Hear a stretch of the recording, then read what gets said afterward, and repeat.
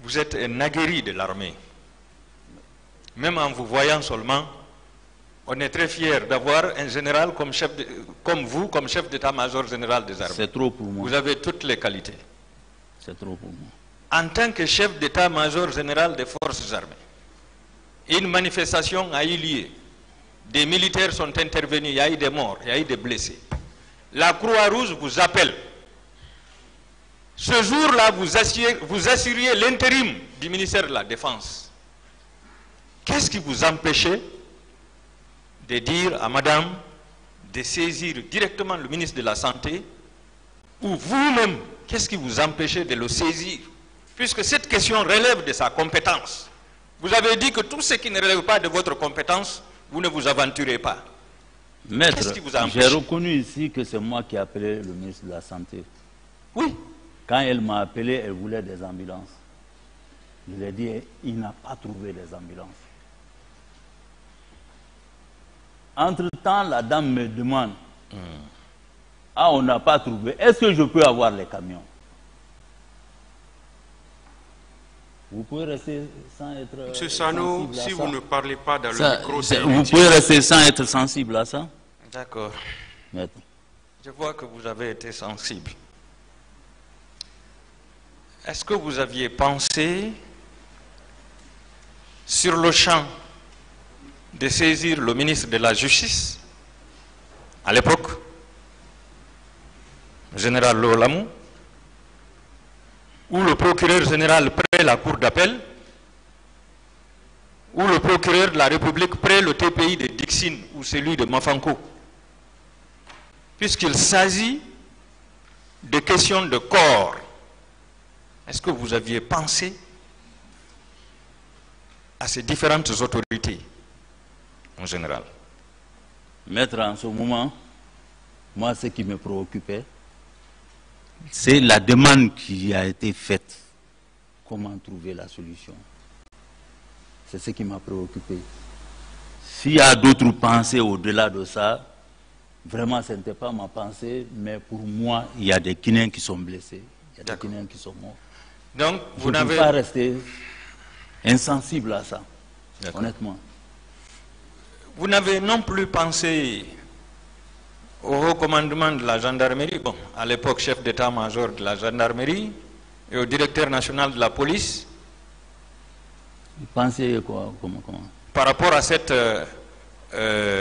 comment dirais, sollicitation des camions pour le ramassage des corps? Moi... Le micro. Oui.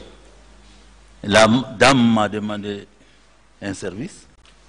Monsieur Sano, préoccupant. S'il vous plaît, vous n'êtes pas obligé de le regarder en répondant. Okay. C'est pour bien comprendre, excusez-moi. Oui, si vous avez compris, vous pouvez faire face au tribunal pour répondre, s'il vous plaît. Il n'y a pas de problème. Donc, ce qui me préoccupait, c'était ça. Je n'ai pas fait des calculs autrement. Ma préoccupation, c'était de trouver vraiment la solution à la sollicitation de la dame. Parce que ce qu'elle a fait pour les Guinéens. Techniquement, mon général, est-ce que vous savez que cette question de ramassage de corps relève de la compétence de la police et de la gendarmerie sur ordre du procureur? Est-ce que vous le savez? Bon, moi, je ne savais pas. Vous ne saviez pas? Je sais quand même que la Croix-Rouge, c'est des trucs, quand il y a des calamités ou bien certains trucs, ils sont habilités à secourir les gens. Ça, je connais ça. Je sais que ça va dans les prérogatives de la Croix-Rouge. Mais dire que en faisant ça, j'ai pensé autrement, non. Non, maître.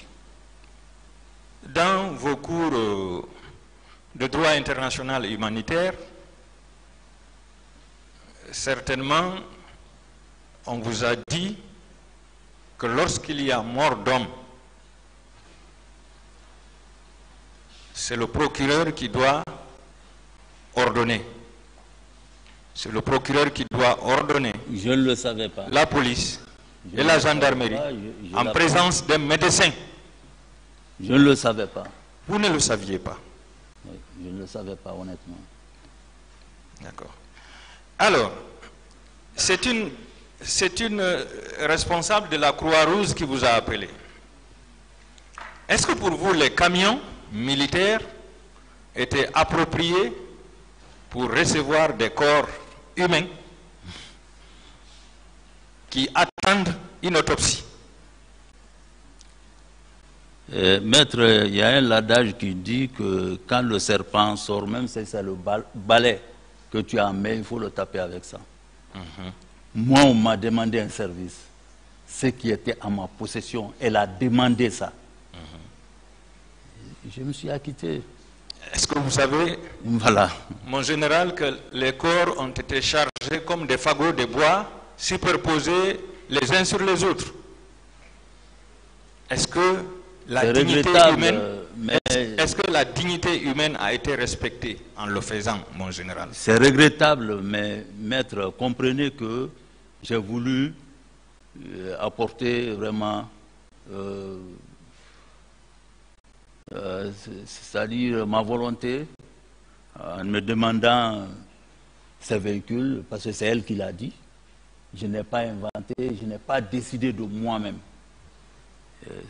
J'ai envoyé, sans arrière-pensée. Lorsque nous sommes en matière de guerre, supposez qu'il y ait des morts et des blessés, qui s'occupe d'eux, techniquement? S'il y a, en matière de guerre? Oui. Oui, il y a un service de santé qui est là, qui s'occupe. Il y a des structures dans d'autres pays qui sont habilitées à faire des trucs comme ça. Voilà. Avec les moyens. Instinctivement, avec les moyens. Voilà. Oui. Alors, est-ce qu'il n'y a pas un service de santé dans votre cour là-bas, puisque je rappelle que le ministère de la Défense nationale est dans la même cour que le camp Samori, et c'est le camp Samori qui abrite l'infirmerie ou l'hôpital militaire du camp Samori. Est-ce que vous aviez pensé à ces gens-là, au moins, qui sont spécialisés, les médecins et les infirmiers militaires? Maître, la dame m'a demandé les véhicules. Elle dit qu'il y a des Guinéens qui sont blessés, elle n'a pas les moyens.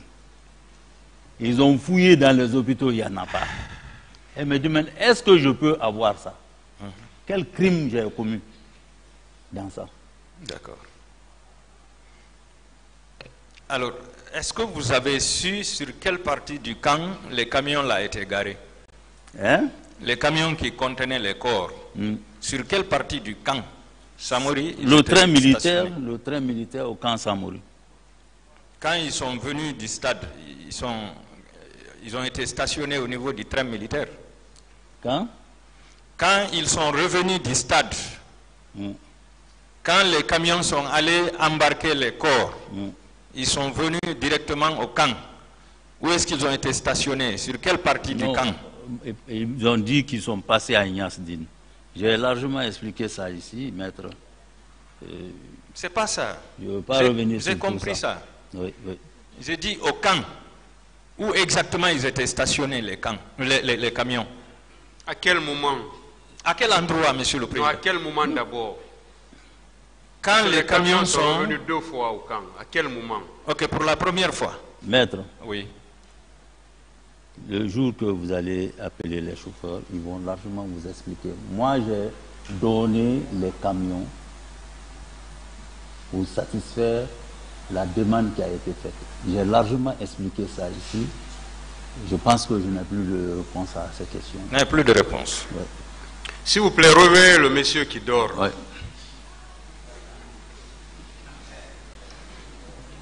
Mon général, est-ce que vous savez que les médecins militaires au camp Samori n'avaient pas osé toucher au corps à cause du nombre élevé?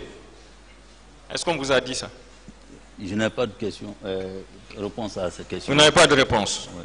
Je vais vous lire un passage avec la permission du tribunal. À l'audience du 8 mai 2023, M. Ablaye Trouaba, garde du corps de Elhadji Cellou Dalein Diallo, déclaré devant ce tribunal. Citation.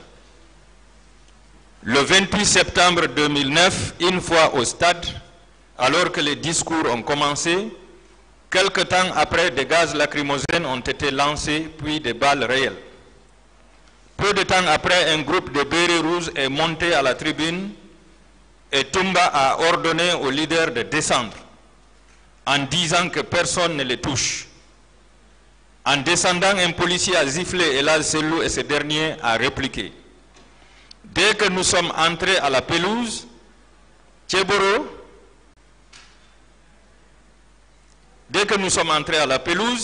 a dit à Elhadj Sellou, c'est toi ça? Je t'avais dit de ne pas venir. Immédiatement, ils l'ont frappé, nous autres gardes et enfin Baouri, qui déclarait que c'est un premier ministre, il ne faut pas le frapper. Baouri m'a dit de le porter au dos, ensemble nous l'avons porté. J'ai vu un vieux et une femme victimes de coups de couteau. Le béret rouge a léché leur sang. C'est le groupe de Tchéboro qui nous a frappés. Après m'avoir menacé de mort, quelqu'un m'a administré un coup de crosse sur la cuisse et c'est là que nous sommes tombés. Un béret rouge a marché sur le ventre d'Elhadj Sellou et c'est là qu'il a perdu ses côtes. M. Baouri s'est incliné sur Sellou pour le protéger en disant de ne pas le tuer. Il a reçu plusieurs coups sur le dos. C'est comme ça que nous avons évolué jusqu'à la sortie.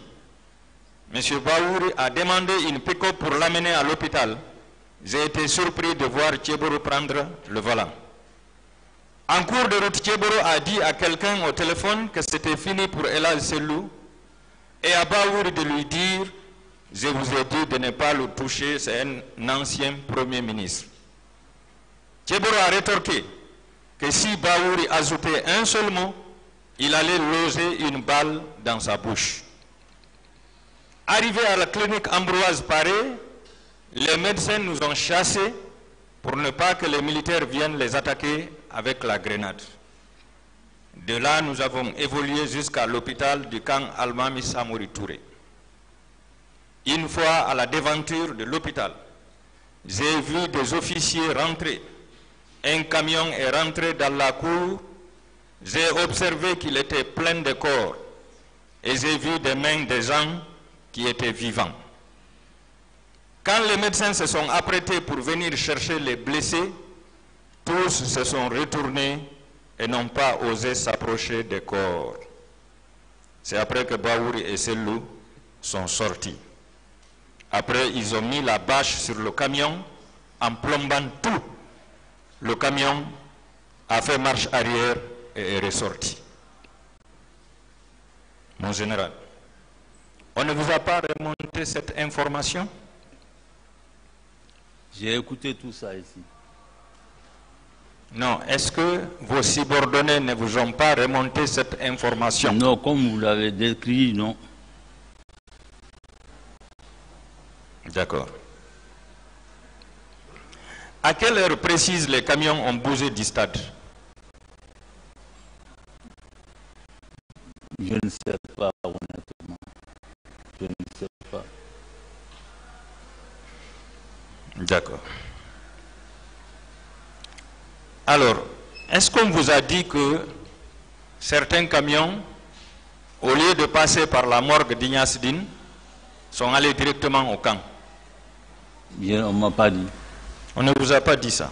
Non. Est-ce que vous savez que ceux qui se sont dirigés directement à la morgue d'Ignace Dine ont été obligés de réembarquer les corps pour les amener dans un camp militaire? Parce qu'ils avaient commencé le débarquement des corps. Non, on ne m'a pas dit. On ne vous a pas dit ça? Oui. Est-ce que vous savez que dans la nuit du 28 au 29 septembre, plusieurs corps ont été enlevés dans les morgues pour être enfouis dans des fosses communes? Je ne suis pas du tout au courant de ça. Vous n'êtes pas au courant? Oui. D'accord. La page 17, les points 67 et 68 du rapport de la commission d'enquête internationale, pour ne pas retenir longtemps le tribunal, le confirme davantage. Est-ce que vous savez qu'il y avait plus de 1000 morts, mon général? Il y avait plus de 1000 morts. plus de 1000 morts. Non, dans le micro, parlez dans le micro. Non, je ne suis pas au courant de ça. Moi, c'est ce qui était dans le rapport que j'ai lu. J'ai dit, je ne sais pas le nombre de morts au stade. Est-ce que vous savez que sur les 4 camions que vous avez reconnus ici, puisqu'il y avait plus que 4 camions, j'allais dire, chaque camion a embarqué au minimum 200 à 250 corps avant de laisser le reste pour la Croix-Rouge. Je ne suis pas au courant de ça, je n'ai pas compté les corps. Vous n'êtes pas au courant? Non. Avec la permission du tribunal, le PV d'audition de partie civile du 29 janvier 2014, cote 1230 de Mme Traoré, née Fanta Camara. Je vais m'épargner de lire tout ce qu'elle a raconté jusqu'au niveau des corps.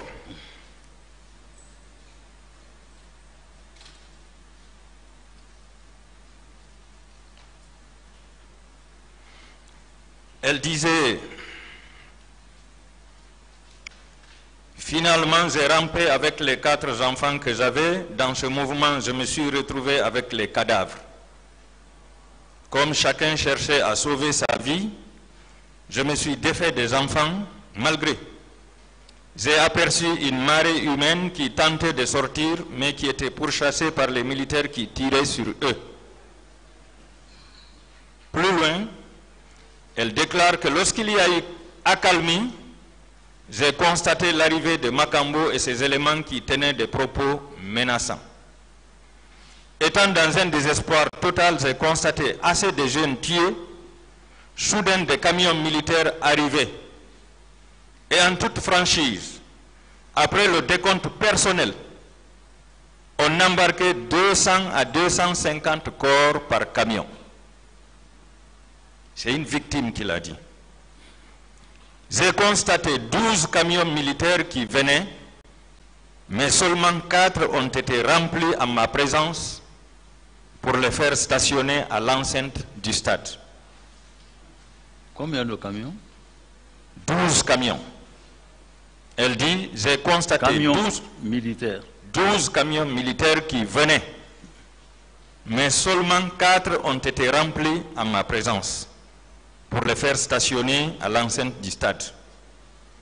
Aux environs de 18 h, l'inspecteur de Bonfi m'a raccompagné, nu, jusque chez moi, sauf un chiffon déchiré que j'ai ramassé pour me protéger. En ce temps, j'ai saigné beaucoup. Alors ça, c'est une victime qui s'est couchée entre les cadavres, qui a observé tous les mouvements, qui le raconte, mon général. Maître, moi... Il n'y a pas de question d'abord. Quelle est la question? Moi, je reconnais 4 camions et je crois que... S'il vous plaît. Oui. Il n'a pas encore posé sa question. Est-ce que vous savez que les 4 camions, lorsque nous prenons le minimum de 200, ces 4 camions pouvaient faire 800 corps. Et lorsque nous prenons le maximum de 250, ces 4 pouvaient faire 1000 corps, mon général. Vous avez déjà posé cette question-là, il a répondu. Moi, je reconnais... C'est bon, s'il vous plaît. Est-ce que vous savez, mon général, qu'il y avait d'autres camions contenant des corps qui étaient stationnés au camp Alpha et Diallo? Je ne suis pas au courant. Vous n'êtes pas au courant? Non, pas du tout. Voilà. Là aussi, un petit extrait avec la permission du tribunal. C'est à l'audience du 16 mai 2023 devant ce tribunal. M. Yabou Babari, arrêté au stade et déporté au camp Alpha, plus précisément dans les locaux de l'antidrogue où il a passé 12 jours avant d'être libéré. Il déclarait: un camion plein de corps était garé à côté des bureaux du colonel Moussa Tchebourou Kamara. Ce camion lui a été montré par un gendarme du même service qui lui disait: si tu n'arrives pas à parler, on va te mettre dans ce camion auprès des corps. Il ajoute que ce camion a bougé devant lui. Étiez-vous informé de la présence de ce camion contenant des corps au camp Alpha Diallo, mon général? Non, pas du tout. Pas du tout. Pas du tout, non. Que savez-vous des 41 corps empilés, cassés, transformés en bouillie, placés dans des sacs et embarqués au camp Samori pour une destination inconnue? Non, je ne suis pas au courant des choses comme ça. Non. Pas du tout. Là aussi, c'est M. Mamadou Salihou Diallo dans son PV d'audition de partie civile, Côte 1055. Bon, je pense que vous pouvez rappeler les côtes pour qu'on puisse avancer. C'est pour le général. Parce qu'il a déjà répondu, vous avez posé la question, il a répondu. Ouais. D'accord, je voulais lui confirmer que ça ne vient pas de moi, mais ça vient d'une victime. Oui. D'accord. Mon général, que savez-vous des 46 corps ramassés aux environs de 19h30 au stade du 28 septembre? Maître, je dis cette affaire de corps, honnêtement, je n'en sais rien. Vous ne connaissez rien? Non. D'accord. Là aussi, je rappelle la côte, c'est le 1060. C'est Mme Mariama Bailo Diallo qui raconte la scène. Est-ce que le tribunal me dit de renvoyer? Ça ne vient pas de moi. Hein? Alors, savez-vous qu'en comptabilisant, mon général, lorsque nous prenons le minimum, nous aurons les 800 corps qui se trouvent dans les 4 camions, plus les 41 corps empilés, mis dans des sacs au camp Samori, 46 corps ramassés aux environs de 19h30 au stade, plus les 57 corps officiellement déclarés et restitués par les autorités. Ce qui fait un total de 944 corps. Ça, c'est le minimum, sans compter les corps qui se trouvent dans le camion qui était stationné au camp Alfaya. Est-ce que vous le savez, non, général?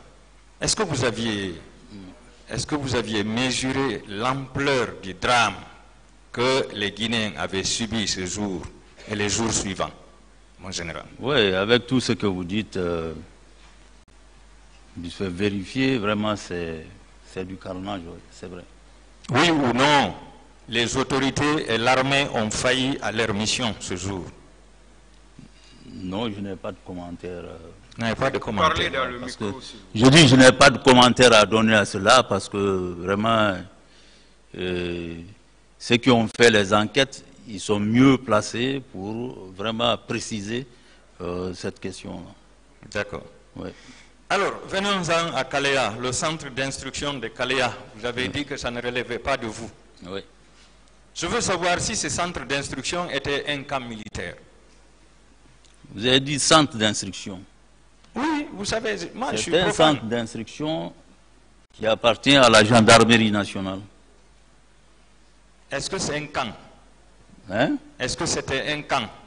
C'est un centre où on forme les gens. C'est un lieu de formation. Ok, vous avez dit que le ministre de la Défense ne m'a pas ordonné de m'associer à ces recrutements. Oui. Alors, je veux savoir si le ministre vous a écrit formellement pour limiter vos pouvoirs. Il m'a... Est-ce qu'il vous a écrit, est-ce qu'il vous a adressé un courrier dans lequel il vous dit que le camp Koundara, le régiment présidentiel, le régiment militaire, excusez-moi de ma naïveté, et le centre d'instruction de Kalea ne relèvent pas de vos compétences? Est-ce que vous avez reçu cet écrit formellement? Oui, il a été formel là-dessus, c'est pourquoi j'ai appliqué. Est-ce qu'il vous a adressé un écrit? C'est ce qu'il veut savoir. Oui. Si. Est-ce qu'il vous a adressé un écrit? Non, pas un écrit, c'est verbal, c'était verbal. Une autre question. Est-ce que vous êtes prêt à une confrontation sur cette question avec le général Konaté? Si, même tout de suite. D'accord, nous demanderons au tribunal de le faire comparaître. Oui. Vous avez dit que le ministre vous a demandé d'aller à Kalea pour désarmer les recrues. Oui. Et vous avez disloqué les recrues dans les différents camps militaires. Oui. Alors, je veux savoir, réellement, entre vous et le colonel Pivi, qui a désarmé les gens de Kalea à l'époque? Maître, ce que moi j'ai fait, il a désigné des gens qui ne sont pas partis. Il a désigné plusieurs personnes qui ne sont pas parties. Mais l'information était là que vraiment les gens là veulent marcher sur Conakry. Ça se disait partout. Il m'a dit, bon, il faut aller. Il faut enlever les gens là-bas. Je suis allé, j'ai fait le rassemblement. Et j'ai dit, dès demain, et aujourd'hui, ça peut être témoin, j'ai réquisitionné tous les véhicules qui étaient à Conakry, même les véhicules de Kindia, j'ai fait venir pour repartir ces gens dans les différents centres d'instruction à l'intérieur du pays. Voilà ce que moi j'ai fait. Est-ce que ce jour, ces recrues étaient armés? Quand vous êtes allé pour faire ce rassemblement, est-ce que les recrues étaient armées ce jour? Avant votre passage, est-ce qu'elles étaient armées? Maître, ce jour-là, c'était difficile que les gens rentrent là-bas. Je peux vous dire que celui qui était le commandant de l'unité de Forêt-Caria, je l'ai trouvé au niveau du pont. Il était prêt à venir à Conakry. Quand je lui ai dit de retourner, il n'a pas accepté. Je lui ai dit, viens. En venant, il a fait demi-tour, il est parti. Ce n'est pas n'importe qui pouvait rentrer là-bas. Moi, je suis allé. Les gens sont là, ils vivent encore, ils peuvent témoigner. On est parti, j'ai fait le rassemblement. Est-ce qu'elles étaient armées? S'il vous plaît, est-ce qu'elles étaient armées? C'est ce qu'il veut savoir. Oui, c'est ce que je dis maintenant. Est-ce qu'elles étaient armées? Oui. Il y a une autre question. Oui, il y a quelques-uns qui étaient armés. Parce que quand ceux qui ont les armes, ils sont rentrés dans la forêt là. Ils étaient armés. Et jusqu'à... C'est bon. C'est bon. Voilà. D'accord. Alors, j'ai posé cette question parce que nous, on nous a fait comprendre que le général Sekouba Konaté avait décidé d'aller bombarder le camp de Kalea. Et le colonel Pivi lui a dit, non, mon général, laisse-moi aller, je vais dissuader les gens. Et il est allé les désarmer. Donc, quand vous dites que c'est vous qui les avez désarmés, moi, j'avais besoin de savoir réellement si c'était lui ou bien si c'était vous. C'est l'importance de la question. Je passe. Pour moi, c'est vérifiable parce que ceux qui étaient à commande au CI là-bas peuvent témoigner. Qui est venu les embarquer. Je vous crois, mon général, je vous crois. Mais je vais dire que c'est moi qui l'ai... Une autre question, s'il vous plaît. Je vous crois. Vous confirmez que ces recrues sont aujourd'hui dans l'armée? Oui. Ils sont tous dans l'armée. Mais on n'est pas sauvé, mon général. Hein? On n'est pas sauvé en ce moment. On n'est pas? On n'est pas sauvé. En tout cas, ils ont été dans les centres de formation, ils ont fait leur commune de base normalement, bien encadrés, ils sont sortis, ils ont été affectés. D'accord. Et au moment où on les a affectés, moi je n'étais plus dans les affaires. Alors, au moment du recrutement, le ministre de la Défense vous a dit que ce n'était pas votre affaire, oui. C'était sa garde à lui et au président. Oui. Est-ce que vous n'avez pas eu l'impression que c'était une milice qui était à la solde du président et de son ministre de la Défense? Si le chef d'état-major général ne doit pas être associé. J'ai répondu déjà à cette question. J'ai déjà répondu. En disant quoi, mon général? J'ai déjà répondu à cette question. Quand on vous dit ça, c'est un autre garde, ça ne relève pas de toi. Vous allez dire que c'est la garde de qui? C'est une milice. C'est ça. Et c'est cette milice aujourd'hui qui est dans l'armée. Ils sont partout, hein, partout. Aujourd'hui, ils ont fait leur commune. Il y en a aujourd'hui qui sont même à grade sous-lieutenant, lieutenant et autres. Hein. D'accord. C'est vrai. Tant pis pour nous. Vous avez dit que notre mission, c'est de protéger les hommes et non de les tuer. J'ai vraiment salué ça, mon général.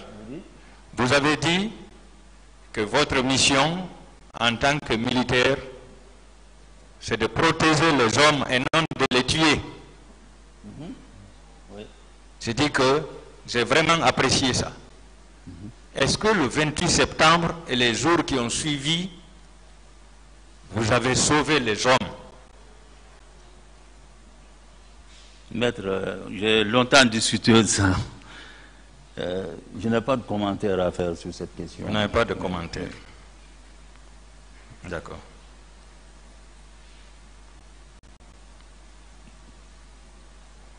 Alors, je veux savoir, dans la journée du 28 septembre, entre 11h et 14h, est-ce que le commandant en chef des forces armées vous a appelé pour vous donner des instructions? J'ai dit qu'il n'y avait pas directement d'appel entre nous. Non, puisque c'est vous qui assuriez l'intérim maintenant du ministère de la Défense. Oui, il ne m'a pas appelé. Il ne vous a pas appelé. Oui. Quelle est la hiérarchie que vous avez appelée ce jour pour la conduite à tenir face à ce drame? J'ai déjà répondu à cette question. J'ai déjà répondu. Oui. D'accord. Qu'avez-vous fait pour arrêter les pillages des boutiques, magasins, domiciles privés des citoyens et la militarisation à outrance des 2 hôpitaux nationaux, le 28 septembre et les jours qui ont suivi? Maître, là où j'ai passé les consignes, on me dit que les gens ne sont pas sortis. S'il vous plaît.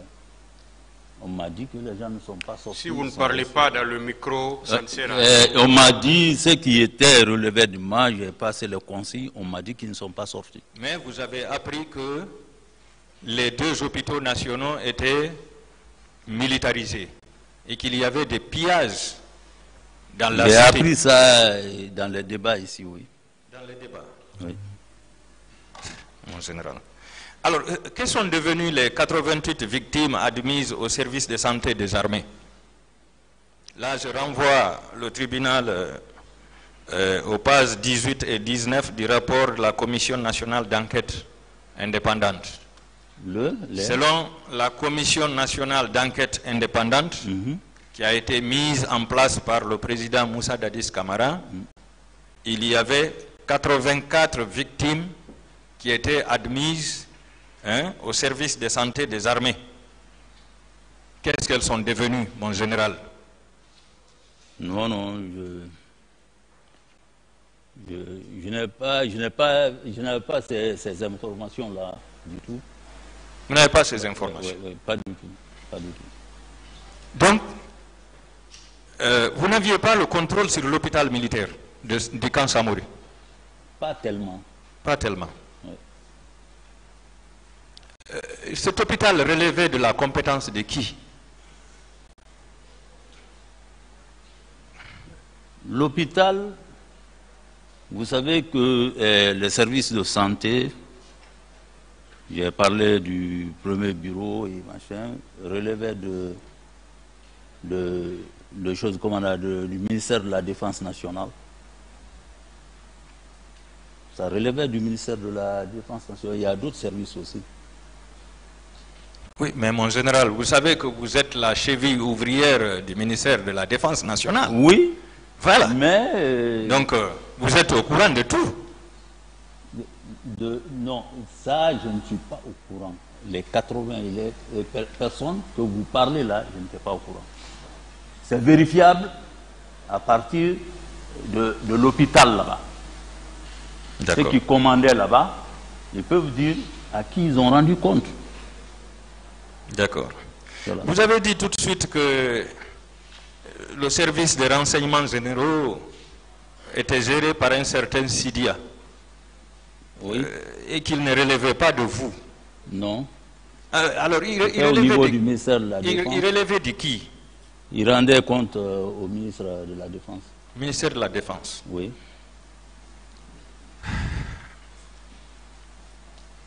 Vous avez dit dans l'armée, on ne démissionne pas comme ça. Alors, est-ce que vous pouvez nous expliquer comment on démissionne dans l'armée? Non, je ne peux pas commenter ça. Mais prendre une décision comme ça, démissionner, on va te coller des étiquettes qui ce n'est pas. Je vais vous dire quelque chose. Moi, quand on m'a enlevé,